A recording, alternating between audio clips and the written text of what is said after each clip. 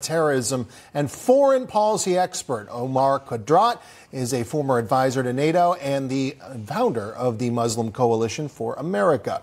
Lisa, Israel is denying reports that it had agreed to ceasefire for humanitarian and the crisis in the Gaza Strip. But do you think that that's on the horizon?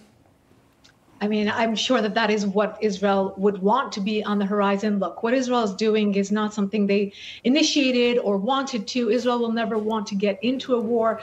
These are retaliatory measures to take out the extremist terrorists inside Gaza, to get the hostages back, of course, to establish some sort of stability and peace going forward for its citizens, some sort of security for its citizens. So I'm sure that if there is a way to get those hostages back, to make sure that they have taken out these terrorists and to do what the best that they can do, I'm sure that a ceasefire will be coming shortly thereafter. Again, we've heard from IDF forces. They've dropped those leaflets telling people to evacuate. They've given notice ahead of time saying head south. And yet we've heard from those Gazan officials.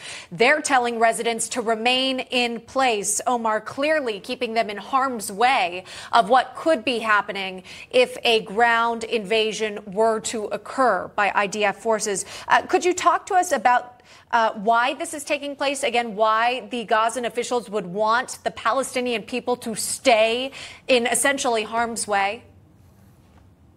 There could only be one answer, and this is not the first time we've seen terrorist networks use innocent human life to amplify their propaganda value. What they try to do is they will never want to fight a military face-to-face. As you see, Hamas is not willing to fight men and not willing to fight men in uniform. What they do is they go after women and children. And what they would like is for other Palestinian innocents to be killed and then call for more recruitment and more resources from their benefactors or state sponsors of terrorism, such as Iran and Qatar, to continue to foment this misery that they've put the Palestinians in for now decades. Lisa, President Biden addressed the possibility of a ceasefire over the weekend. Here's what he had to say about it. Certainly about 1,200 Israeli civilians were killed in the initial attack, but now Hamas fighters and Palestinian civilians are being killed in the counterattack. Is it time for a ceasefire? Oh, look. There's a fundamental difference. Israel is going after a group of people who engage in barbarism that is as consequential as the Holocaust. And so I think Israel has to respond. They have to go after Hamas. Now, Hamas is a bunch of cowards. They're hiding behind the civilians. Lisa, what do you make of the president's comments there? You know, the president and the White House in general, Antony Blinken, they have been wonderful at the podium. Their support of Israel has been unwavering in terms of words and rhetoric. And the Israelis do appreciate that. I've interviewed many Israelis who do appreciate the sentiments coming out of the White House. But the real question here will become, what will the Biden White House policy be going forward when it comes to empowering Iran's regime, the head of this monster?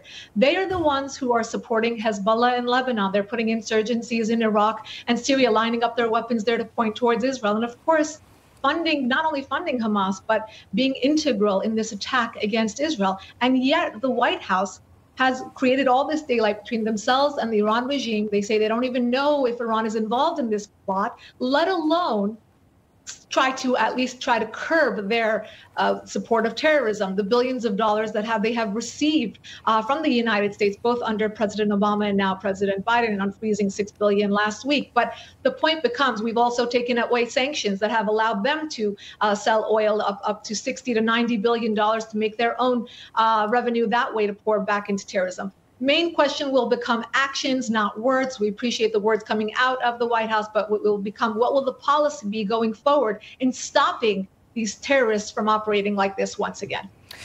It looks like at this point the Palestinian civilians could run into difficulties actually making their way out of Gaza and into Egypt. And so I'm wondering, Omar, clearly Israel is surrounded by several Arab countries. Why is no one else stepping up and opening their doors to these Palestinian civilians?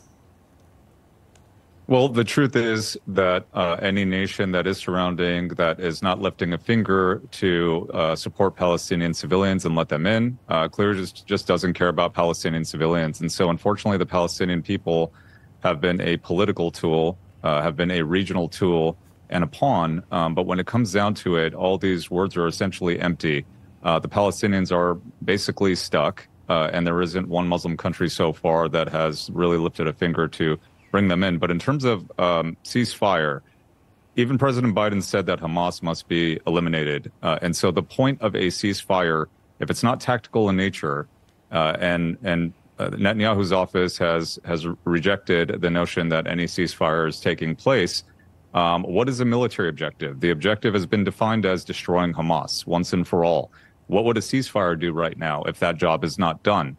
So to me, and based on my counterterrorism background, if you're calling for the destruction, irreversible destruction of a terrorist network, and then calling for a ceasefire before that happens would essentially prevent that. Mm-hmm. All right. Appreciate the conversation and independent analysis. Lisa Daftari, Omar Qudrant.